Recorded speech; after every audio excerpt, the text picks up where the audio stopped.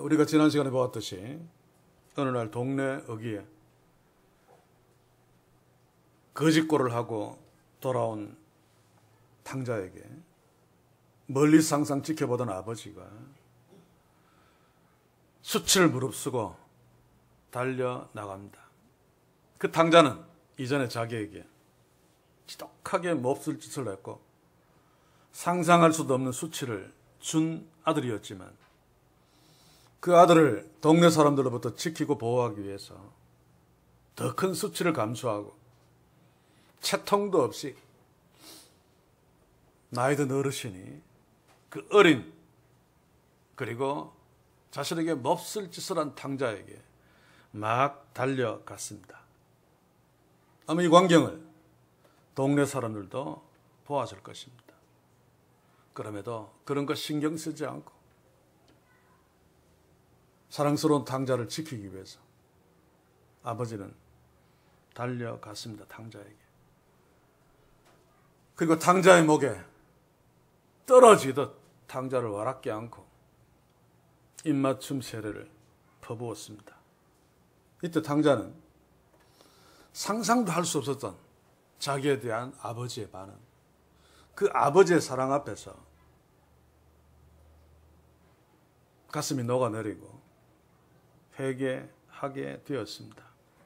이전에 집으로 돌아올 때는 내가 빵에 둘러싸인 품꾼만큼은 먹고 살기 위해서 아버지를 속여 이용하려고 회개 코스프레 각본까지 준비했습니다만 이제 자기를 향한 그 아버지의 사랑 앞에서 그거 다 버려버리고 진짜 회개하며 아버지께 엎드립니다. 제가 지난 시간에 강조했듯이 탕자 같은 우리 같은 죄인들이 하나님 앞에 엎드려 두 손 들고 회개할 수 있는 조건은 오직 하나님의 사랑을 만나는 길밖에 없습니다. 그래서 십자가에서 나타난 하나님의 사랑, 그것도 나를 살리기 위해 독생자 예수 그리스도를 비참하게 수치스럽게 십자가에 내어주신 그 하나님의 사랑을 만난 자는 누구도 예외 없이 두 손 들고 머리를 숙여 회개하며 아버지의 자녀가 되는 것입니다. 자, 그런데 오늘 이 아버지가 자신의 품에 안긴 탕자에게 그 이후에 어떤 조치를 취하는가를 함께 볼 것입니다. 우리가 볼 아버지가 탕자에게 한 그 놀라운 일들은 이미 하나님께서 우리에게 하신 놀라운 은혜이며 축복인 것을 다시 한번 나를 통해 확인하면서 이 말씀을 함께 보기를 원합니다. 자, 이제 본문 22절을 함께 봅시다. 아버지는 종들에게 이르되 제일 좋은 옷을 내어다가 입히고 손에 가락지를 끼우고 발에 신을 신기라. 여기서 우리가 먼저 확인해야 될 것은 이 22절의 상황이 아버지가 탕자를 데리고 집으로 데리고 들어가서 한 일이 아니라 동네 입구에서 사람들이 보는 앞에서 이루어진 일이라는 사실입니다. 사실 상황을 놓고 볼 적에 아버지는 빨리 탕자를 데리고 집으로 데리고 와서 좋은 옷을 입히고 가락지를 끼우고 신발을 신기는 것이 상식적인 것 같습니다. 왜냐하면 탕자가 아버지에게 뿐만 아니라 동네 사람들에게 얼마나 큰 수치를 주었습니까? 또 아버지는 탕자를 맞으러 가기 위해서 동네 사람들이 보는 앞에서 그 수치스러운 달리기를 했습니다. 그러니 동네 사람들이 자신과 아들을 보고 있는 자체가 부담스러울 것입니다. 그래서 빨리 데리고 들어가서 집에서 어떤 조치를 했을 것 같은데, 그런데 아버지는 그렇게 하지 않았습니다. 계속 수치를 감수하면서까지 아버지는 동네 사람들이 보는 앞에서 지금 이런 일을 하고 있습니다. 왜입니까?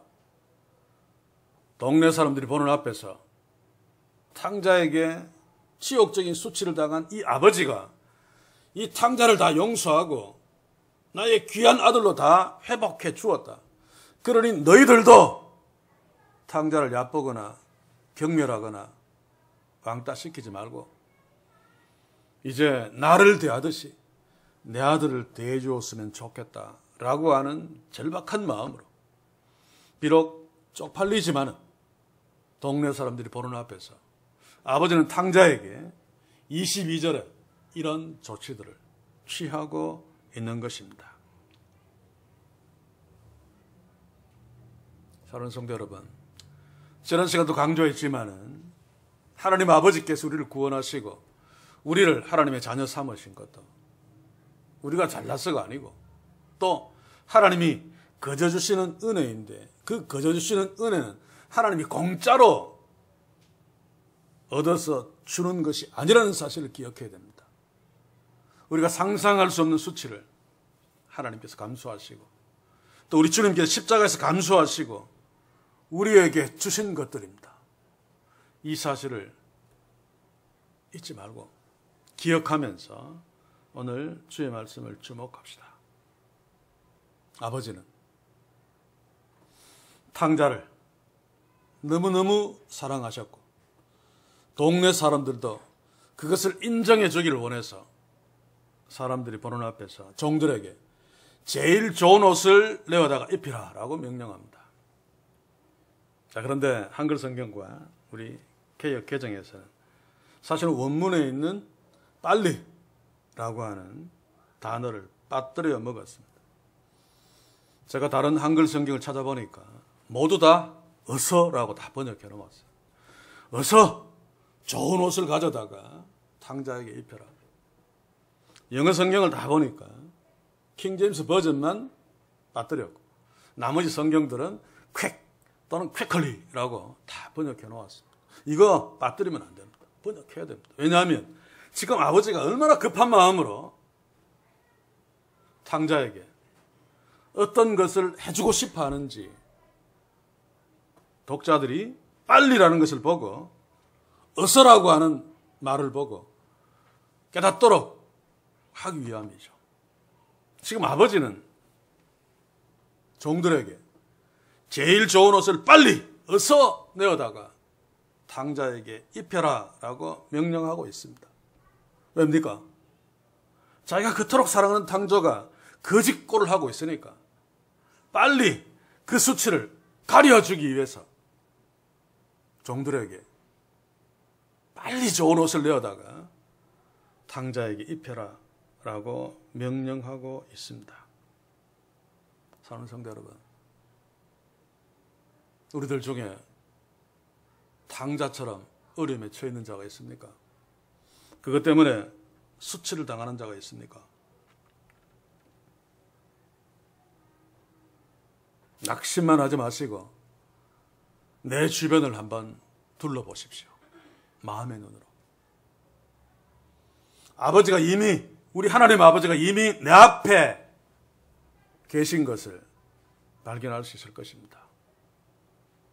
그 하나님께 엎드려 탕자처럼 회개하고 아버지의 품에 안겨 기도하기를 원합니다. 주께서는 주님의 시간에 주님의 방법대로 한치의 오차도 없이 빨리 우리에게 축복하시고 어려움들을 해결하시고 응답해 주실 것입니다. 이 축복이 우리 모두에게 있기를 주의 이름으로 간절히 소원합니다. 자, 그러면 아버지가 탕자에게 빨리 해주기를 원하는 것이 무엇입니까? 오늘 성경에 보니까 가장 좋은 옷, 제일 좋은 옷을 가져다가 입히기를 원했습니다.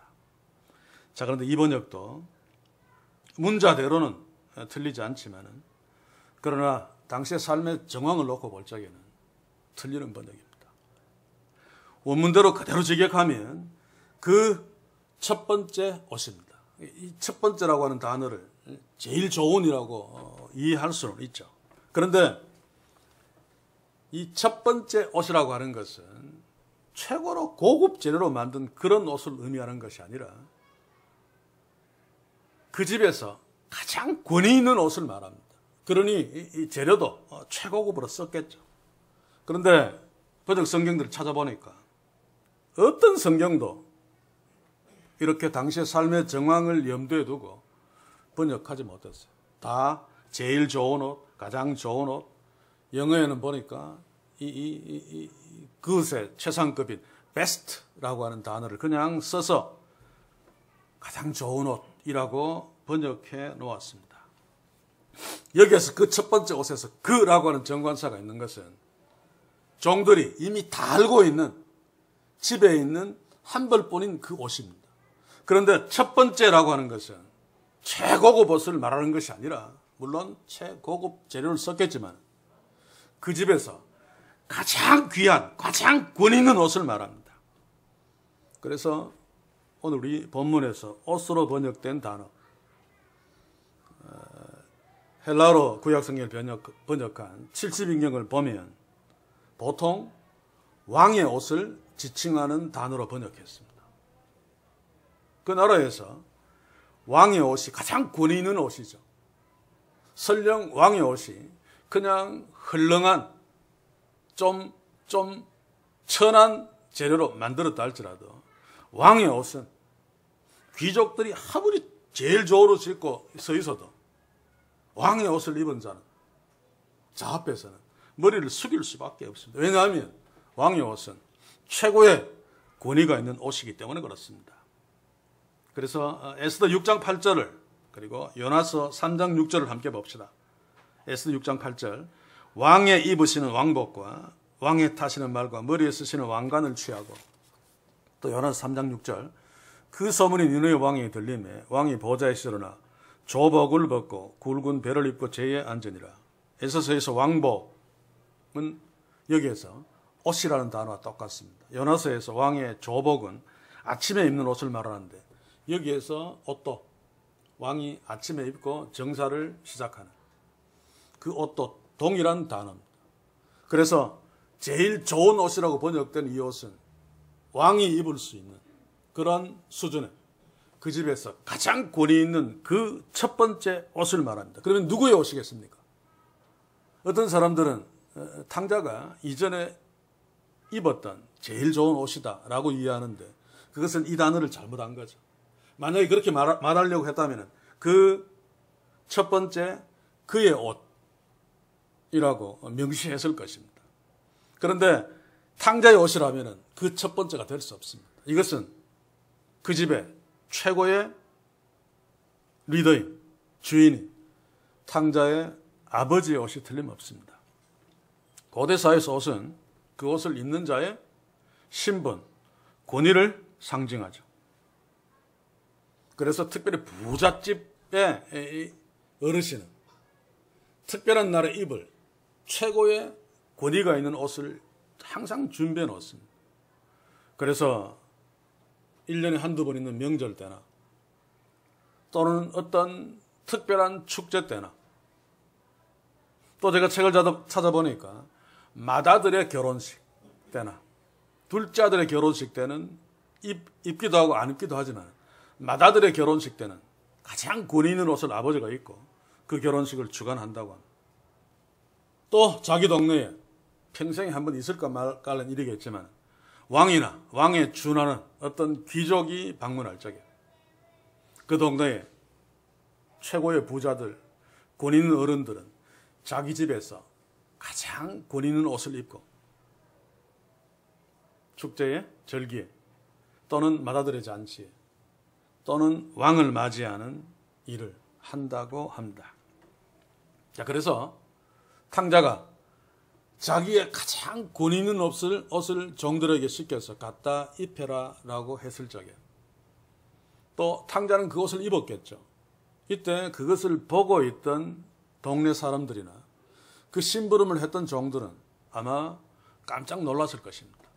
왜냐하면 말도 안 되는 일을 아버지가 탕자에게 하고 있기 때문에. 탕자가 누굽니까? 자신에게 몹쓸 짓을 한, 수치를 준, 그래서 때려도 시원찮을 텐데 그렇게 하지 않더라도 그냥 적당한 새 옷을 갖다 입혀도 오감일 텐데 지금 아버지는 탕자에게, 그런 몹쓸놈 탕자에게 자신의 가장 권위 있는 옷을 갖다 입히고 있습니다. 무슨 뜻입니까? 동네 사람들과 종들에게 탕자는 나와 동등한 권위가 있는 내 아들이야 라고 하는 것을 선언하는 것입니다. 오늘 우리가 찬송을 하면서 너는 내 아들이라, 바로 그 말입니다. 이 말은 하나님께서 우리에게 동일하게 하신 말씀이기도 하죠. 옷에 대한 권위에 관한 성경 구절 한 군데 더 봅시다. 에스더서 6장 8절과 9절을 보시면 제가 한번 읽어드리겠습니다. 왕의 입으시는 왕복과 왕의 타시는 말과 머리에 쓰시는 왕관을 취하고 그 왕복과 말을 왕의 방백 중 가장 존귀한 자의 손에 붙여서 왕이 존귀케 하시기를 기뻐하시는 사람에게 옷을 입히고 말을 태워서 성중 거리로 다니며. 자, 왕의 옷을 입은 자는 왕과 동일한 권위를 갖게 됩니다. 그래서 이 구절은 하만이 그 왕의 옷을 자기한테 입혀줄 줄 알았는데 아수에로 왕은 하만의 기대와 다르게 모르드게에게 입혀줍니다. 그래서 모르드게는 왕과 동등한 권위자가 되죠. 그런데 왕과 동등한 권위가 있는 모르드게를 죽이려고 했던 하만은 당연히 죽을 수밖에 없습니다. 이렇게 탕자의 아버지가 자신에게 지독하게 몹쓸 짓을 하고 자기에게 챙긴 그 유산을, 생명 같은 재산을 다 써버리고 거짓골로 돌아온 그 탕자에게 가장 권위 있는 옷을 갖다 입혀주므로 형편없는 탕자의 권위가 아버지만큼 귀한 권위로 회복되어졌습니다. 이러니 탕자가 어찌 감격하지 아니하고 어찌 가슴이 무너내리지 아니하고 배길 수 있겠습니까? 아마 이 순간에 탕자는 아버지께 대해서 너무너무 감사하면서 감격하면서 아마 눈물을 펑펑 흘렸을 것입니다. 그런데 아버지께서 탕자에게 그렇게 했듯이 우리 하나님 아버지께서 우리에게 동일하게 그 첫 번째 옷을 입혀 주셨다는 말입니다. 이 사실 우리가 놓치면 안 됩니다. 하나님께서 우리에게 입혀주신 그 첫 번째 옷은 그의 하나밖에 없는 독생자의 생명을 주고 생명값을 주고 마련한 옷입니다. 상상할 수도 없는 귀한 가치의 옷이죠. 과거에 우리가 얼마나 못된 짓을 하나님께 했습니까? 교리적으로 이야기하면 우리는 아담 안에서 이미 범죄했고 그리고 이 땅에 죄인으로 태어나 숨쉬는 것마저도 하나님께 몹쓸 짓을 하는 자로 살았습니다. 그것이 죄인입니다. 그러나 그럼에도 불구하고 하나님께서는 자신을 그토록 욕되게 수치스럽게 한 우리들을 살리기 위해서 아들의 피값을 주시고 마련한 최고의 권위 있는 옷을 우리에게 입혀주셨습니다. 이것은 이미 이사야 선지자를 통해서 말씀하신 것이죠. 이사야서 61장 10절을 함께 봅시다. 제가 읽어드릴게요. 내가 여호와로 인하여 크게 기뻐하며 내 영혼이 나의 하나님으로 인하여 즐거워하리니 이는 그가 구원의 옷으로 내게 입히시며 의의 겉옷으로 내게 더하심이 신랑이 사모를 쓰며 신부가 자기 보물로 단장함 같게 하셨음이니라. 하나님께서 우리에게 그럴 자격도 전혀 없는, 아니 자격 정도가 아니라 죽어 마땅한 몹쓸 짓을 한 몹쓸 놈임에도 불구하고 이런 놀라운 권위의 옷을 우리에게 입혀주셔서, 그러므로 이사야가 말한 대로 이로 인해서 하나님을 즐거워하며 기뻐하지 아니할 수 없는 이 축복은 주의 재림 때 궁극적으로 우리에게 완전히 성취될 것입니다. 지금도 하나님의 자녀로 하나님의 아버지께 주신 거룩한 옷을 입었다는 것이 기쁨입니다만, 그때에는 지금 우리가 상상하지 못하는 기쁨으로 주님 앞에 설 것입니다. 요한계시록 19장 7절 8절을 한번 읽어드리겠습니다. 우리가 즐거워하고 크게 기뻐하여 그에게 영광을 돌리세. 어린 양의 혼인 기약이 이르렀고 그 아내가 예비하였으니 그에게 허락하사 빛나고 깨끗한 세마포를 입게 하셨은즉 이 세마포는 성도들의 옳은 행실이로다. 여기 성도들의 옳은 행실이로다라고 하는 것은 성도들의 옳은 행실 때문에 이 세마포 옷이 주어졌다는 것이 아니라 예수의 피값 주고 사신 옷입니다만, 이 세마포 옷은 성도의 깨끗한 옳은 행실을 상징하는 것이다, 그 말입니다.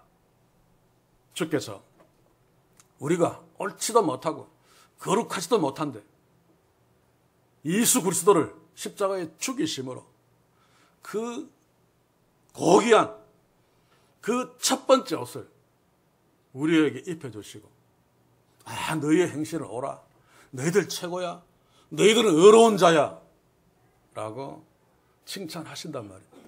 이게 복음이고 이게 우리에게 주어진 궁극적인 놀라운 축복입니다. 그래서 우리는 기억해야 됩니다. 혹시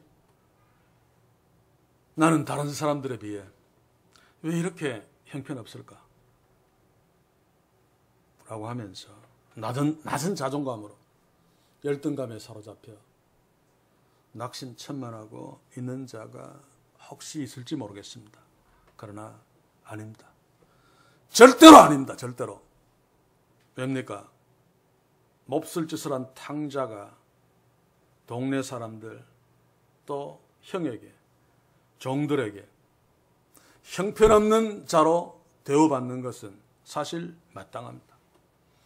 그러나 아버지가 탕자에게 그 첫 번째 옷을 입혀 줌으로 말미암아 아무도 이 탕자를 형편없는 자로 취급하지 못하도록 모든 사람들이 보는 앞에서 존귀케 만들어 주었듯이 하나님께서 동일하게 우리를 그렇게 삼으셨습니다. 하나님의 그 첫 번째 옷을 우리가 입고 있단 말입니다. 주님의 재림 때 그 옷을 확실하게 완전하게 확인할 것입니다만 벌써 우리는 입고 있습니다. 그래서 육신의 눈으로 보여지는, 그래서 내가 초라한 옷을 입고 있다라고 하는 것 때문에 자존감이 낮아지고 나는 왜 이렇게 형편없을까라고 생각하는 것은 바보 같은 생각입니다. 생각해 보십시오. 제가 조금 전에도 이야기했지만 왕의 권위가 있는 옷을 입은 자는 그 옷이 다 떨어진 광목으로 만들었다 할지라도 그 옷을 입은 자 앞에 선 사람들은 아무리 최고 비싼 옷을 입은 귀족이라 할지라도 머리를 숙일 수밖에 없습니다. 우리가 그런 옷을 입고 있는 존재들입니다. 하나님의 아들들, 하나님의 자녀들. 그러므로 우선 눈에 보이는 초라한 나의 모습을 인하여 절망하기 전에 나의 하나님 아버지께서 십자가를 통해 나에게 그 첫 번째 옷을 입히셨다는 사실을 반드시 확인하셔야 됩니다. 그리고 나를 그렇게 가치 있는 존재로 높여주신 그 하나님을 찬송해야 됩니다. 그 하나님께 영광을 돌려야 됩니다. 그래도 힘들다면 나에게 그 놀라운 축복을 허락하신 그 첫 번째 옷을 입혀주신 그 하나님께 엎드려 기도합시다. 아들을 죽이시면서까지 나에게 그 첫 번째 옷을 입혀주신 그 하나님께서 나에게 무엇을 못해 주시겠습니까? 엎드려 기도하고 구합시다. 주께서 우리를 축복하시고 새롭게 하실 것입니다. 그래서 우리가 절망 대신 기쁨으로 하나님 앞에 설 수 있을 것입니다. 이 기쁨이, 이 축복이, 이 즐거움이 우리 하나님 아버지로 인해 그 아버지가 나에게 그 첫 번째 옷을 입혀주셨다는 사실을 깨달음으로 우리에게 넘치기를 주의 이름으로 간절히 소원합니다. 자, 그러면 아버지가 탕자에게 두 번째 해준 것이 무엇입니까? 22절을 다시 봅시다. 아버지는 종들에게 탕자에게 반지를 이제 끼우라고 명령합니다. 어쩌면 탕자에게 반지를 끼우라는 것이 그 첫 번째 옷을 입히라는 것보다 실제로는 더 큰 축복일 수 있습니다. 왜냐하면 아버지가 탕자의 손에 끼워준 반지가 탕자의 손이 좀 더러워서 좀 예쁘게 보이게 하려고 액세서리로 끼워준 그런 종류의 반지가 아니기 때문입니다.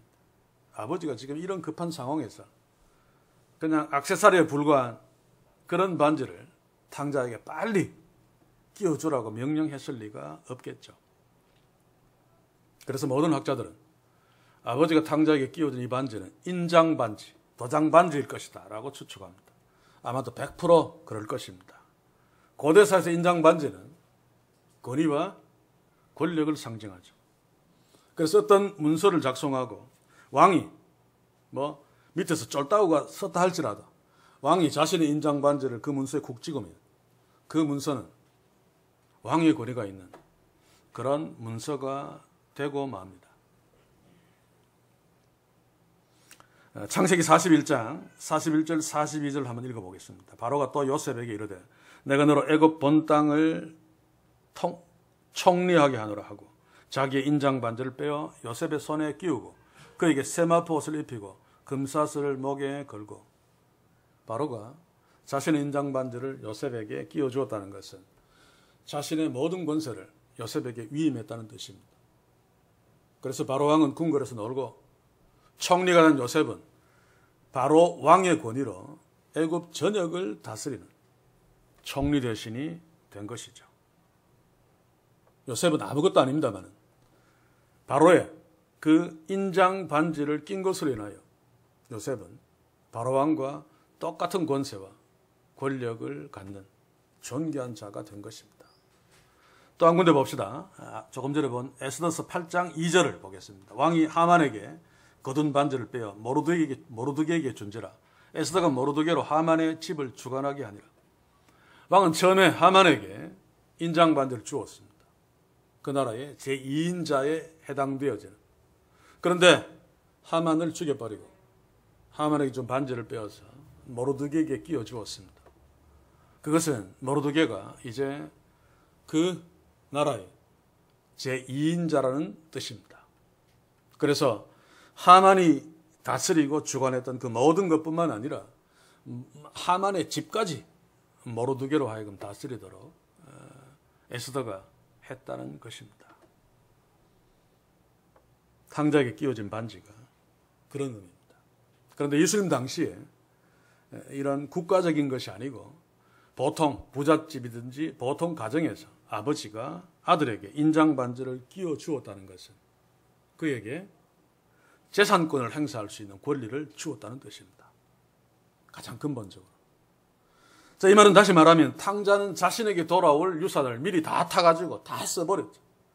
그래서 집에 돌아와서 아버지가 그 첫 번째 옷을 입혀주어서 아버지와 똑같은 권위의 자리에 섰다 할지라도 자신은 지금 아버지 집에 있는 재산에 대한 권리가 전혀 없습니다.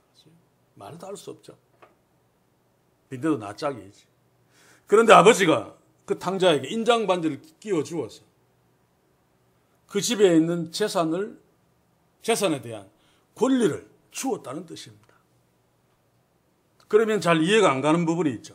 왜냐하면 탕자에게 둘째 아들의 몫을 나눠줄 적에 큰 형 맏아들에게도 재산을 다 상속했습니다. 나중에 이제 맏아들에 가서 다시 한번 집중해서 보겠지만, 그래서 지금 아버지 집에 있는 모든 재산은 이미 큰아들에게 상속되어진 것들입니다. 그러면 이것을 어떻게 둘째에게 또 재산권을 줄 수 있는가? 아버지가 두 아들 또 마누라 몰래 뚱쳐놓은 재산이 있는가? 하여간 잘 모르겠습니다. 그래서 억지로 한번 추측해 보면 누가복음 15장 31절 이런 말이 있죠. 아버지가 이르되 너는 항상 나와 함께 있으니 내 것이 다 네 것이로되 내게 네 끼다라고 말합니다. 그래서 탕자의 형의 유산인 것을 확인시켜 주는데 그러나 그럼에도 불구하고 내게 네 끼니까 네 것도 내 거죠. 탕자의 형의 유산으로 물려준 그 유산은 아버지의 것이기도 합니다.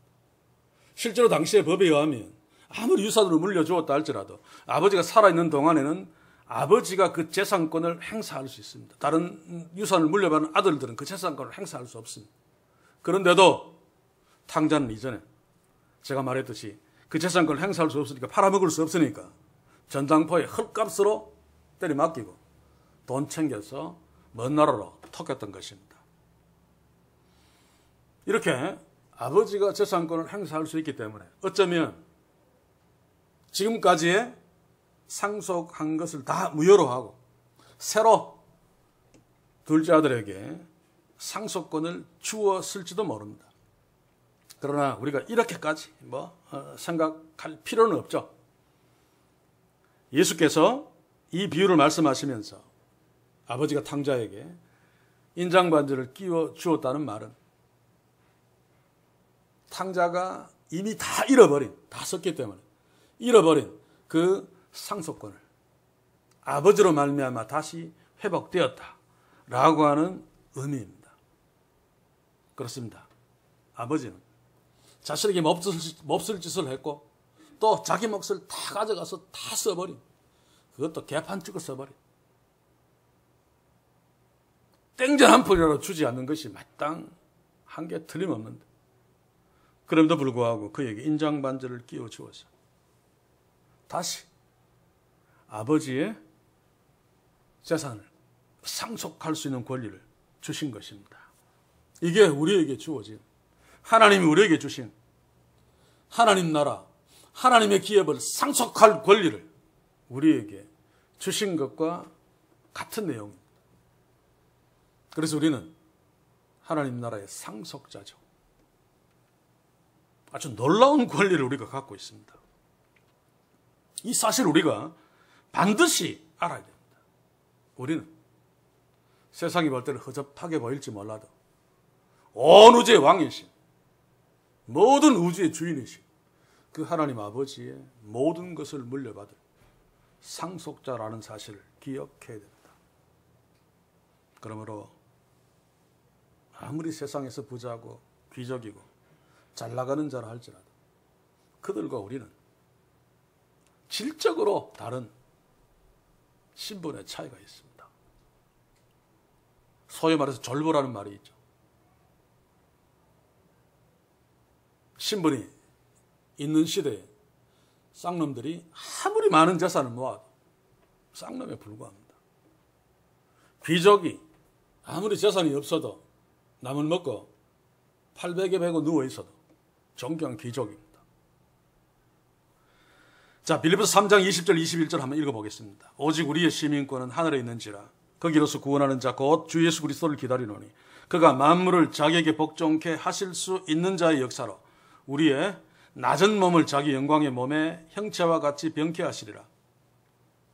우리의 시민권은 하늘에 있습니다. 그래서 우리는 하나님 나라에 속한 하나님의 아들의 신분을 갖고 있습니다. 세상 사람들과 다시 말해서 청와대의 주인, 요즘은 참 용산 대통령실의 주인이죠. 그와 게임이 안 되는 그런 신분, 우리의 신분입니다. 왜입니까? 우리가 하나님의 자녀이고 온 우주를 통치하시고 주인이신 그 하나님 아버지의 기업을 상속할 상속자이기 때문에 그렇습니다.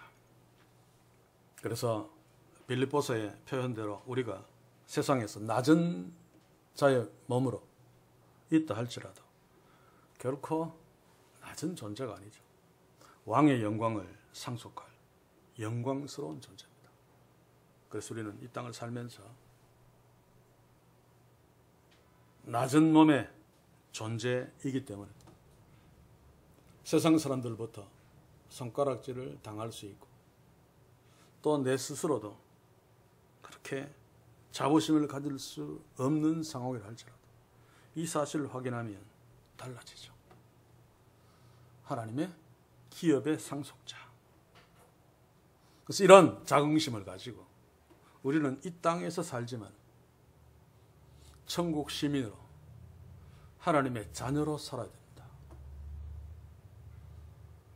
제가 과거에 어떤 친구에게 이런 얘기를 한 적이 있습니다. 제가 그때 참 힘든 시절에 음악실을 들락거리면서 막 그렇게 있을 적에 그 친구에게 무슨 얘기를 했는가 하면 우리가 개집에서 살지만 개같이 살지는 말자. 우리가 이 땅을 낮은 자의 몸을 갖고 설령 산다 할지라도 낮은 자로 살면 안 된다. 우리는 개 같은 존재들이 아니라 하나님의 자녀의 고귀한 신분을 갖고 있는 하나님의 기업을 모를 하나님의 기업의 상속자들입니다. 세상이 갖고 있는 재물이나 권리들, 그 대단한 권세들은 금방 지나가는 아침에 안개 같은 것이지만 우리에게 상속된 그 하나님의 기업은 영원한 것입니다. 무엇과 비교할 수 있습니까? 그래서 우리는 기꺼이 주께서 우리에게 원하시는 대로 이 땅에서 말석의 자리에서 가장 낮은 자를 섬기면서 그럼에도 불구하고 우리에게 영원한 상속을 주신 하나님께 감사하며 하나님을 찬송하며 살 수 있단 말입니다. 사랑하는 성도 여러분, 내가 이런 존재라는 사실을 결코 잊지 마시기를 소원합니다. 그래서 어떤 낮은 자리에 있다 할지라도 낙심하지 맙시다. 설령 계집에 있다 할지라도 우리가 개가 아님을 기억합시다. 그리고 좀 미안합니다만 개처럼 사는 자들이 개목에 금목걸이를 걸고 수억짜리 승용차를 타고 다닌다고 할지라도 하나님의 자녀인 우리가 그것을 부러워할 리가 없지 않습니까? 그거 신경 쓰지 맙시다. 하나님이 나를 어떤 존재로 부르시고 세우셨는가? 그 하나님의 자녀의 자존심을 가지고 이 땅을 사는 축복이 우리 모두에게 있기를 주의 이름으로 간절히 소원합니다. 자, 이제 마지막으로 탕자가 아버지께로부터 그 첫 번째 옷을 입고 인장 반지를 끼고 또 탕자는 아버지께로서 무엇을 받았는가? 22절 봅시다. 이제 아버지는 종들에게 탕자의 발에 신을 신기라고 명령하죠.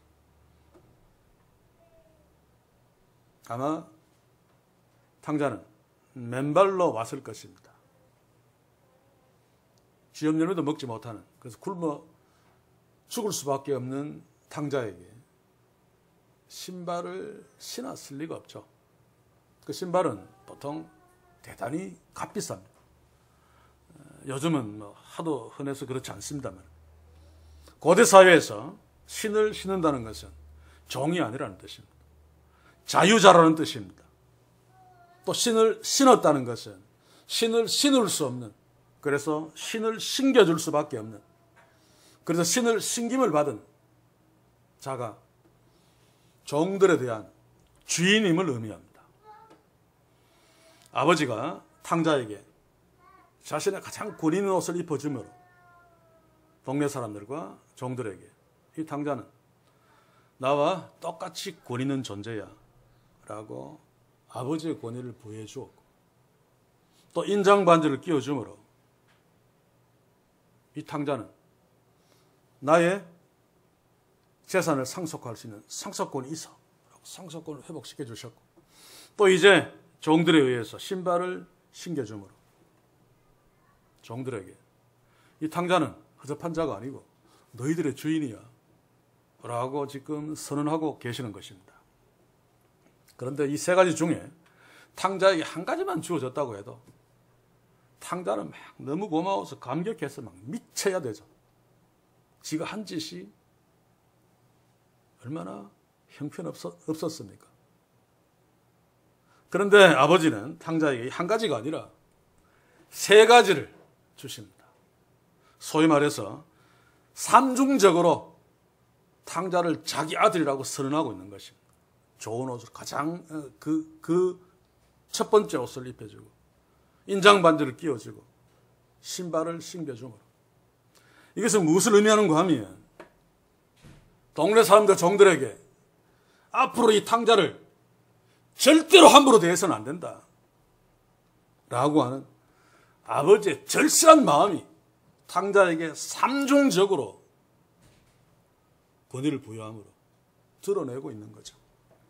하나님께서 우리에게도 동일한 선포를 하셨습니다.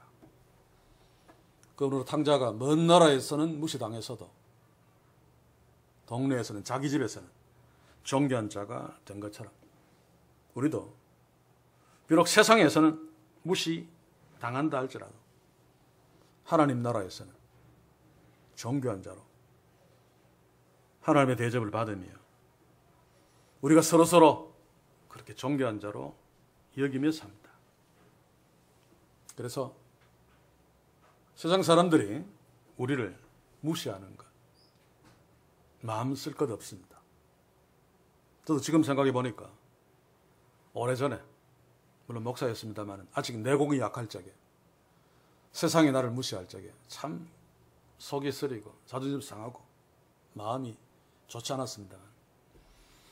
이제는 단언한 100%는 아닙니다만 거의 그런 차원에서 벗어나고 있는 것 같습니다. 별로 신경 안 씁니다. 왜냐하면 나는 하나님의 존귀한 존재, 그것도 삼중적으로 하나님 나를 축복하신 그런 하나님의 자녀이기 때문에 별 것 없는 세상이 돈 좀 있다고 해서 힘 좀 있다고 해서 나를 무시하는 거, 그거 신경 쓸 필요가 없죠. 됩니까? 억만금을 소유하고 있는 재벌이 좀 허름한 옷을 입었다고 해서 그 옆에 있는 꼬마가 아저씨 가난한 병이야 라고 한다고 해서 기분 나쁘지 않는 것 같습니다. 왜냐하면 나는 가난한 병이가 아니고 재벌이기 때문에. 우리가 그렇습니다. 우리는 하나님의 상속자, 하나님의 권위와 똑같은 권위가 있는 하나님의 정귀한 자녀들입니다. 그래서 세상 사람들이 어린아이같이 우리를 가난한 병이야 라고 손가락질해도 그거 별로 신경 쓸 거 없죠. 우리가 정말로 신경 써야 될 것은 우리의 가족들, 우리의 믿음의 지체들입니다.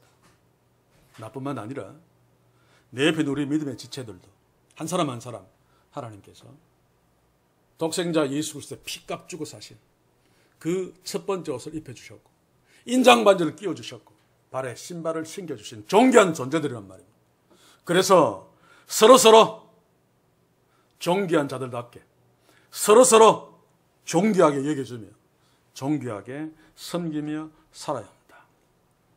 그래서 우리 교회 공동체는 이 땅의 타락한 교회들처럼 목사가, 장로가, 권사가 계급인, 그래서 그 계급 따르면은 투표해서 장로되고 권사되어도 그 계급값에 해당되어지는 많은 돈을 교회에 헌금해야 되는, 그래서 그런 자들을 중직자라고 부릅니다. 중한 직분. 그러니 뭐 서리 집사를 있는 사람은 경한, 가벼운 직분에 해당되어집니다. 이런 게 됐습니까? 중직자라고 부르면서 교회에서 존귀케 여김을 받으면서 그렇지 않은 다른 일반 신자들은, 성도들은 그들의 명령을 받아 순종하는, 그들의 종노릇을 하는 그런 비참한 모습이 오늘 이 땅의 교회의 모습입니다. 하나님이 주의 자녀들에게 주신 그 삼중적인 권리를 전혀 알지 못한 우리 교회는 이런 교회가 되지 않기를 원합니다. 하나님이 우리 각자에게 주신 그 놀라운 권위, 권리, 축복을 서로서로 알아보고 서로서로 인정하며 서로서로 존귀케 여겨주고 서로서로 섬기는 진짜 하나님 나라 공동체, 우리 교회 공동체, 또 우리 가정 공동체이기를 주의 이름으로 간절히 소원합니다. 자, 이제 마지막 부분을 한번 봅시다. 이제 아버지는 마지막으로 동네 잔치를 베풀도록 왕에게 명령하고 있습니다. 23절을 봅시다.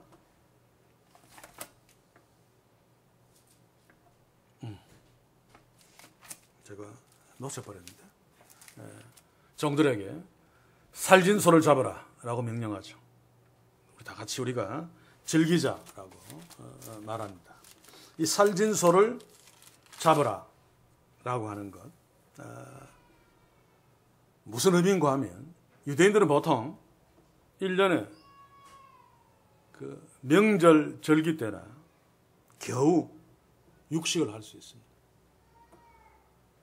그때 염소나 양을 잡죠. 그런데 지금 아버지는 염소나 양을 잡으라고 하지 않고 종들에게 살진 송아지를 잡으라고 명령합니다. 당시에 유대인들도 상당히 부자가 아니면 1년 내도록 육식을 거의 하지 못합니다. 앞에서 말했듯이 잔치 때나 무슨 명절 때 말고는. 자, 그런데 그나마 그때 먹는 고기도 양고기 아니면 염소고기, 때로 드물게 닭고기 정도 먹습니다. 그런데 이것도 부자들의 노름이지 가난한 사람들, 서민들은 그런 고기들 잘 먹지 못합니다. 그렇죠? 그래서 그나마 갈릴리 호수에 생선이 풍부했기 때문에 그 생선으로 단백질을 공급합니다. 그것도 하층민들은 제대로 하지 못합니다. 그래서 어부들이 물고기를 잡아서 팔 수 있는 좋은 물고기를 가려내고 나쁘거나 작은 물고기를 그냥 내다 버린 거예요. 운 좋은 물고기는 물에 들어가서 다시 살고 해변가에 떨어져서 죽은 물고기는 가난한 사람들이 와서 주워서 말려다가 부식으로 쓰면서 단백질을 공급받습니다. 자, 이런 상황에서 살진 송아지를 잡았다는 것은 보통 사건이 아닙니다. 자, 6월절 같은 명절이나 동네 결혼식 같은 큰 잔치에도 짐승을 잡지만 살진 송아지는 절대로 잡지 않습니다. 왜냐하면 너무너무 귀한 짐승이기 때문에. 그래서 소고기를 먹을 수 있는 기회는 거의 없습니다. 유대인들에게. 당시에 1년에 한 번씩 대축제일, 다시 말해서 대속제일이죠. 그때 살진 송아지를 잡았다고 합니다.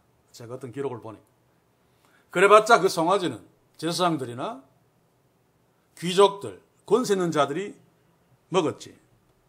일반 유대인들은 구경도 못했을 것입니다. 그리고 보통 동네에서는 아주 큰 부잣집에서 유대인의 관습들을 공부해 보니까 맏아들의 결혼식 때, 둘째 아들은 아니라고 합니다. 맏아들의 결혼식을 해놓고 그때 쓸 송아지를 잘 먹여가지고 살진 송아지를 준비했다가 맏아들의 결혼식 때 그 살진 송아지를 잡아서 잔치를 벌인다고 합니다. 또 그 동네 왕이나 귀족들이 행차했을 때 그 동네적으로 공동체적으로 살진 송아지를 준비했겠죠. 왕이 온다는 소식을 듣고 미리 뭐 차출하든지 준비했다가 왕이 오면 그 살진 송아지를 잡아서 잔치를 벌입니다. 그러니 일반 유대인들은, 어떤 사람들은 1년 내내, 아니 평생 소고기가 무슨 맛인지 모르고 살다가 죽는 자들이 아마 많았을 것이라고 여겨집니다. 제가 이런 말을 길게 하는 이유는 아버지가 좀 탕자를 위해서 종들에게 살진 송아지를 잡으라고 한 것이 얼마나 대단하고 특별한 잔치를 벌이고 있는가를 말하기 위해서입니다.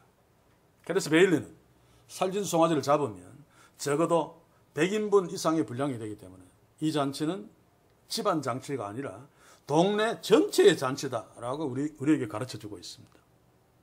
지금 아버지는 그 귀한 살진 송아지를 잡아서 동네 잔치를 벌이고 있습니다.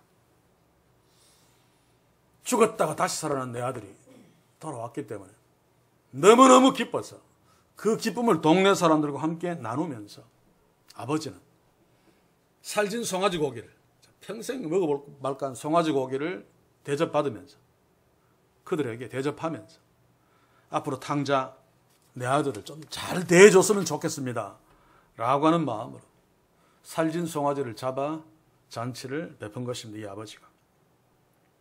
그래서 24절을 보시면 그 이유를 밝히고 있죠. 뭐라 그럽니까?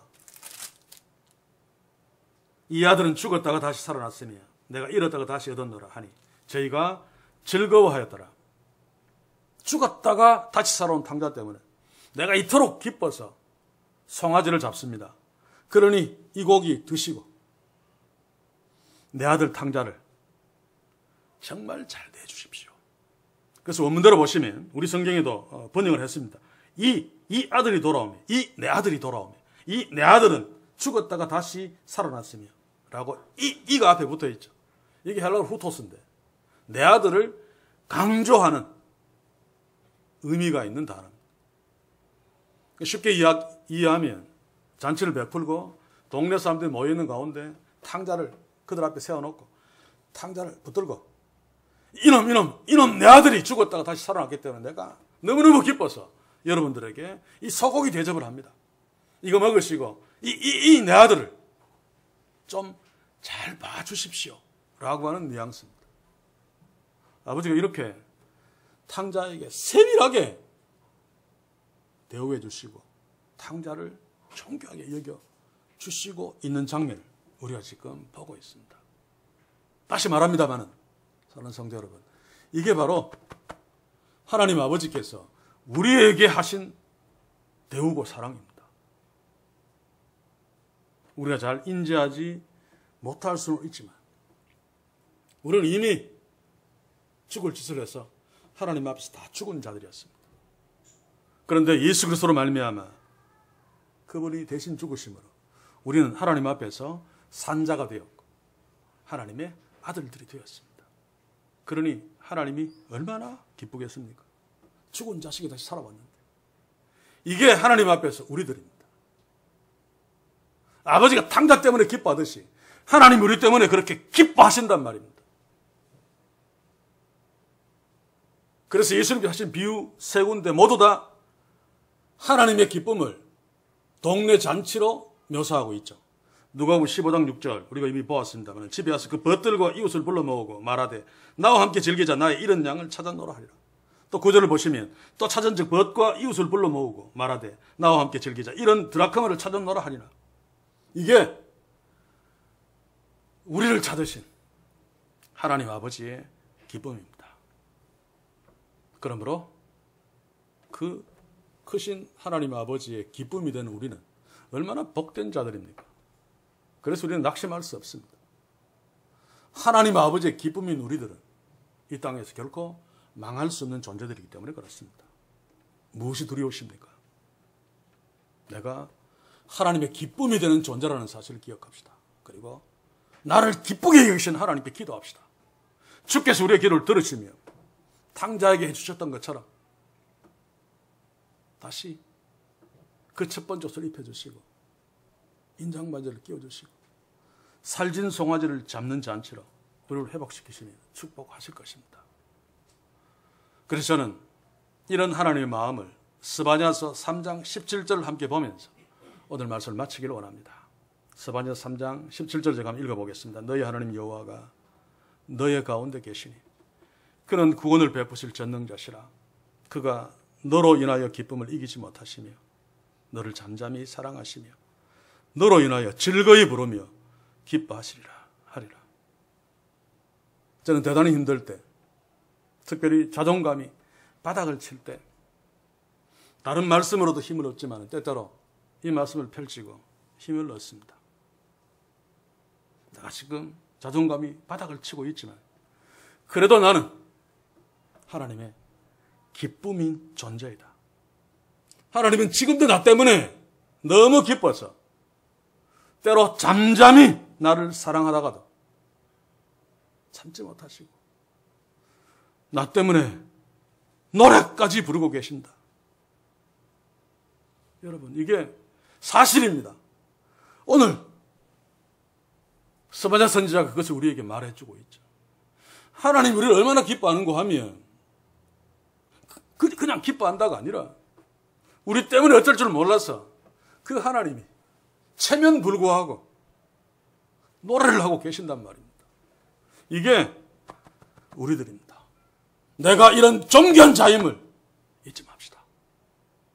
그래서 아무리 어려운 자리에 있다 할지라도 낙심하지 맙시다. 나는 온 우주의 왕이신 하나님의 기쁨이 되는 존재입니다.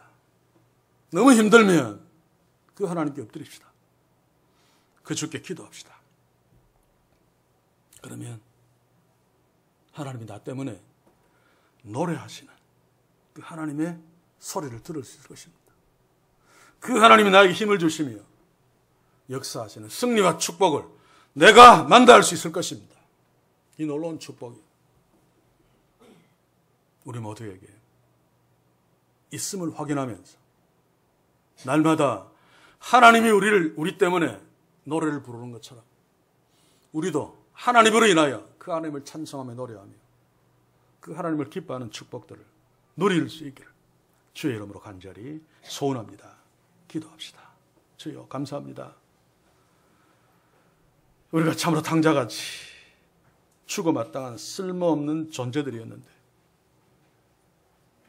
하나님께서 이토록 우리를 사랑하셔서 존귀케 주셨음을 감사합니다. 그러나 그럼에도 불구하고 우리는 연약하여 때로 어려움에 처하고 때로 세상으로부터 짓밟히고 그러므로 비틀거리며 낙심할 때가 많습니다. 오늘 주께서 이 말씀으로 우리에게 보여주시며 너는 내가 기뻐하는 존귀한 자라고 말씀하시는 그 말씀 앞에 섭니다. 주여 우리가 힘을 내게 하옵소서. 하나님이 나를 기뻐하시는 자답게 하나님의 권세로 하나님의 기쁨으로 이 세상 앞에 다시 일어나 찬송하며 하나님께 영광 돌려드리며 걸으며 뛸 수 있도록 우리 모두를 축복해 주시옵소서. 예수님의 이름으로 기도하옵나이다. 아멘.